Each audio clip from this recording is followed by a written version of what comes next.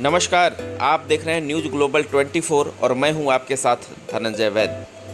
Karakat Lok Sabha seat hot सीटों में शुमार हो गई है। ऐसे में हम सीधी बात करते हैं इंडिया गठबंधन के प्रत्याशी राजाराम सिंह। Rajaram Singh news global 24। मैं इस वक्त मौजूद हूँ काराकाट लोकसभा क्षेत्र के पास, जहाँ पर इंडिया गठबंधन के घटक दलों की बैठक संपन्न की जा रही है। यहाँ लोकसभा उम्मीदवार के तौर पर पूर्व विधायक राजाराम सिंह भाकपा माले से टिकट दिया गया। चुनावी सरगर्मी भी तेज है, लेकिन ये काराकाट सीट पर जहाँ पूर्व मंत्री एनडीए गठबंधन से हैं, वहीं भोजपुरी सुपरस्टार गायक पवन सिंह के आने से बाद काराकाट सीट हॉट सीटों में शुमार। ऐसे में हम बात करते हैं हमारे पीछे भाकपा माले के कैंडिडेट उम्मीदवार राजाराम सिंह। लोकसभा क्षेत्र से महागठबंधन महाजीत की तरफ बढ़ रहा है और इस बार का चुनाव देश के संविधान को बचाने के लिए, लोकतंत्र को बचाने के लिए, देश की खेती किसानों के हाथ में रहे, कॉरपोरेट को सौंप न दी जाए, इसके लिए देश में एक ऐसी सरकार हो जो हमारी जो अगली पीढ़ी है उसके भविष्य की गारंटी कर सके, रोजगार दे सके। इसके लिए ये चुनाव हो रहा है और काराकाट क्षेत्र में तो मैं देख रहा हूँ कि जनता ने इसको जनमत संग्रह में बदल दिया है कि हम संविधान के पक्ष में हैं, हम लोकतंत्र के पक्ष में हैं, हम तानाशाही के पक्ष में नहीं हैं।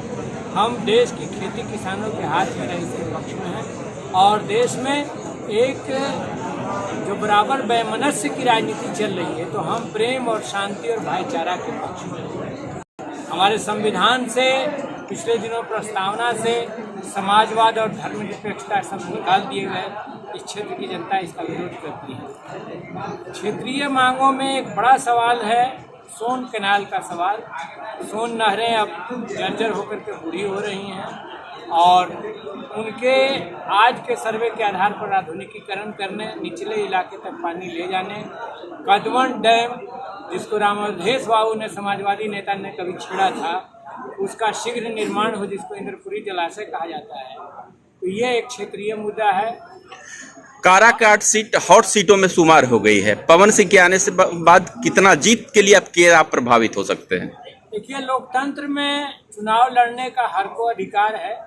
कोई कलाकार हो या किसान हो, मजदूर हो, नौजवान हो, महिला हो, हर को अधिकार है कि वो चुनाव लड़े। लेकिन जहाँ तक काराकाट क्षेत्र का सवाल है, तो यहाँ के बारे में मैं कहना चाहता हूँ कि महागठबंधन का किसी से कंटेस्ट नहीं। बहुत दूर ये लोग खड़े हैं, वो पवन जी हो, उपेंद्र कुशवाहा जी हो, कोई कंटेस्ट में नहीं है। महागठबंधन बहुत ज़्यादा शो वाले वो लोग हैं और शो करते हैं, पर्दे पर दिखते हैं। और मैंने तो कहा भी कि कलाकार के नाते मेरी शुभकामना है कि और अच्छे अच्छे गीत गाएं, शालीन गीत गाएं, अश्लील से ज़्यादा शालीन गीत गाएं। तो ये हमारी शुभकामना। तो क्या आपके काराकाट में जातीय समीकरण भी टूटेगी?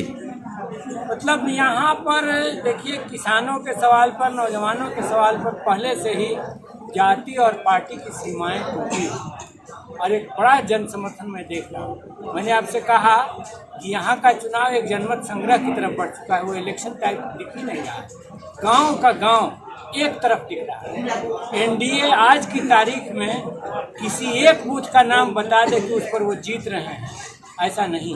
जीत के लिए आप आगे हैं, तो आपके पीछे कौन है? हमारे पीछे पूरा इंडिया गठबंधन है। एनडीए में फूट हो चुकी है। जो दगाबाजी की राजनीति बीजेपी ने की है अपने घटक दलों के साथ भी, तो आज उनके घटक दल, उनके समर्थक किसी न किसी रूप में हमारे साथ खड़े हो चुके हैं। हमें इस चुनाव अभियान में उनके तिकड़मों पर ध्यान रखना है। जिसकी फसल सबसे ज़्यादा लहलहाती है, उसको सबसे ज़्यादा चिंता होती है कि उसकी फसल उसके खलिहान से होते हुए उसके घर तक आ जाए।